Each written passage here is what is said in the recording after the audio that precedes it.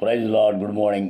యేసు స్వరం కార్యక్రమానికి ప్రేమతో స్వాగతం. ప్రియులారా, ఈ ఉదయకాలం మరొకసారి దేవుడిని ప్రార్థన చేసే సమయం దేవుడు మనకి ఇచ్చినందుకు, మరొక రోజు ఇచ్చినందుకు ఆయన స్తుతిస్తూ, ఆయన నామాన్ని హెచ్చిస్తూ, ఆయన మాత్రమే గణపరిచేవారుగా ఉండాలి. ఈ ఉదయకాలం ప్రియులారా గమనించాలి మనం ఒక విషయం. చాలాసార్లు మన జీవితంలో ఏమనిపిస్తుంటుందంటే, నాకు చాలామంది ఉన్నారు, సహాయం చేస్తారు, చాలామంది ఉన్నారు, ఆపదలో ఆదుకుంటారు, చాలామంది ఉన్నారు, సమయం వస్తే దగ్గరికి వస్తారు, చాలామంది ఉన్నారు అని నిరాశపడిపోయి అనుకుంటాం. కానీ ఆ టయానికి ఎవ్వరూ సహాయం చేయరు, ఆ టయానికి ఎవరు నీ దగ్గరికి రారు, ఆ టయానికి ఎవరు నిన్ను పలకరించరు. అప్పుడు నీకు అనిపిస్తుంటుంది, ఏంటి మరి నాకు ఎంతమంది ఉన్నారు కదా, ఎంతమంది ఉండి కూడా నాకు ఎందుకు సహాయం చేయట్లేదు అనే ఆలోచన చాలామందికి వస్తుంటుంది. మరి నేను చాలామంది ఉన్నారు కదా, నేను వాళ్ళకి సాయం చేశాను, వాళ్ళకి అవసరమైనప్పుడు వాళ్ళకి డబ్బులు ఇచ్చాను, అవసరమైనప్పుడు వాళ్ళు పలకరించాను, వాళ్ళతో తిరిగాను, నా పరిస్థితి ఏంటి అని అనుకున్న సమయంలో దేవుని వాక్యం సెలవిస్తుంది. యోహాను సువార్త 14:18 నేను మిమ్మల్ని అనాథులుగా విడవను, మీ దగ్గరికి నేను వస్తాను. What a wonderful promise of God అండి. నిజంగా దేవుడు ఇక్కడ మాట్లాడుతూ అంటాడు, నిన్ను మిమ్మల్ని అనాథులుగా విడవను. అనాథ ఎవరండి? మనం అనుకుంటాం తల్లిదండ్రులు లేనుడు అనాథులు అనుకుంటాం.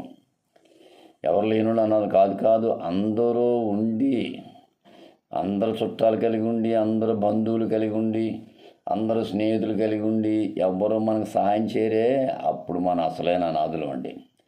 అనాథులు అంటే చాలామంది అనుకుంటారు తల్లిదండ్రులు లేనుడు అనాథులని. గమనించాలి, ఎవరు అనాథులు అంటే అందరూ ఉండి ఎవరు దగ్గరికి రాకుండా ఉంటారు చూసారా, వాళ్ళు అనాథులు, నిజమైన అనాథులు. గమనించాలి ప్రియులారా, ఈ ఉదయకాలం ఒకవేళ నువ్వు అలా అనుకుంటున్నావు, నా పరిస్థితి ఏంటి ఇలా ఉంది, నేను అనాథ బతుకుతున్నాను, నా జీవితం ఇంతే అనుకున్న సమయంలో ప్రియులారా ఒక విషయం గమనించాలి. దేవుడు అంటున్నాడు, మిమ్మల్ని నేను అనాథులుగా నేను విడవను, మీ దగ్గరికి నేను వస్తాను, ఖచ్చితంగా సహాయం చేస్తాను. కాబట్టి ఉదయకాలం యేసు స్వరం ద్వారా ఆ దేవుని బిడ్డవై నీతో దేవుడు చెప్పేది ఏంటంటే, నువ్వు అనాథివి కాదు. నీకు చాలామంది ఉన్నారు, అయినప్పటికీ ఎవరు నీకు సాయం చేయరు. చాలామంది ఉన్నారు, చుట్టాలు ఉన్నారు, బంధువులు ఉన్నారు, అన్నదమ్ములు ఉన్నారు, అక్క చెల్లులు ఉన్నారు. సమయం వచ్చినప్పుడు వాళ్ళు అసలు సాయం చేయట్లేదు, వాళ్ళు అసలు పట్టించుకోవట్లేదు, వాళ్ళు ఫోన్ కూడా చేయట్లేదు, ఏంటి ఎలా ఉన్నాను కూడా అడగరు. అంతే పరిస్థితి, అంతే ఇప్పుడు అలా ఉంది. కాబట్టి ఒకటి జ్ఞాపకం చేసుకో, ఎవరు నీకు తోడుగా ఉంటారో యేసు ప్రభు తప్ప ఈ లోకంలో ఎవరు సాయం. అందుకే ఆయన అంటున్నాడు, మిమ్మల్ని నేను వదిలేస్తాను అనుకుంటున్నారా, నేను దూరం అయిపోయాను అనుకుంటున్నాను, మిమ్మల్ని అనాథులుగా విడవను, మీ దగ్గరికి నేను వస్తాను. కాబట్టి ఉదయకాలం ఈ మాటలు వింటున్న ప్రియ దేవుని బిడ్డ, నేను మీ దగ్గరికి వస్తాను మాట ఇచ్చాడు. గమనించాలి, మీ దగ్గరికి వస్తానన్నాడు.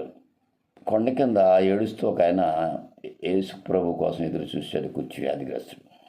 చుట్టాలు వదిలేశారు, ఆయన బంధువులు వదిలేశారు, అన్నదమ్ములు వదిలేశారు, బహుశా భార్య కూడా వదిలేసింది. ఆ జబ్బు చూసి అసహించుకుని వదిలేశారు అందరూ. అయితే కొండ కింద ఏడుస్తున్నాడు, అయ్యో నా పరిస్థితి ఏంటి. అప్పుడు ప్రభు వచ్చి ఆయన పట్టుకొని, ఇంకో నేను బాగు చేస్తున్నాను, నాకు ఇష్టమే అన్నాడు. అంటే అక్కడ పరిస్థితి ఏంటంటే, నిజంగా అందరూ ఉండి అనాథ అయిపోయాడు జబ్బు వల్ల. అంటే ఆరోగ్యం ఉంటే అందరూ వస్తారు, బలం ఉంటే అందరూ వస్తారు, డబ్బు ఉంటే అందరూ వస్తారు, పేరు ప్రఖ్యాతులు ఉంటే అందరూ వస్తారు, కానీ దిక్కులేని స్థితిలో ఉన్నప్పుడు ఎవరూ రారు. కాబట్టి ప్రభు వెళ్ళి, నేను అనాథులుగా మీ దగ్గరికి వస్తాను, వచ్చాడు, ఆదరించాడు, స్వస్థపరిచాడు. ఉదయకాలం ఈ మాటలు వింటున్న ప్రియ దేవుని బిడ్డ, దిగులు పడద్దు. మిమ్మల్ని అనాథులుగా ఇవ్వడం దేవుడు మాట ఇచ్చాడు కాబట్టి ఖచ్చితంగా నీ దగ్గరికి వస్తాడు, నీకు సహాయం చేస్తాడు. అటు నిరీక్షణ కలిగి ఉండు, ధైర్యంగా ఉండు, ముందు సాగిపో, బీ హ్యాపీ. దేవుడు నీకు సహాయం చేస్తాడు. అట్టి పరిశుద్ధాత్మ దేవుడు నీకు తోడుగా ఉండి గొప్ప ధైర్యాన్ని ఇచ్చి నడిపించునుగా. కామెంట్ మీ సహోదరుడు పాస్టర్ రమేష్ కుమార్, రాజమండ్రి 9849864904. షేర్ చేయండి, మీరు కూడా ఆశీర్వాదం పొందండి. God bless you all.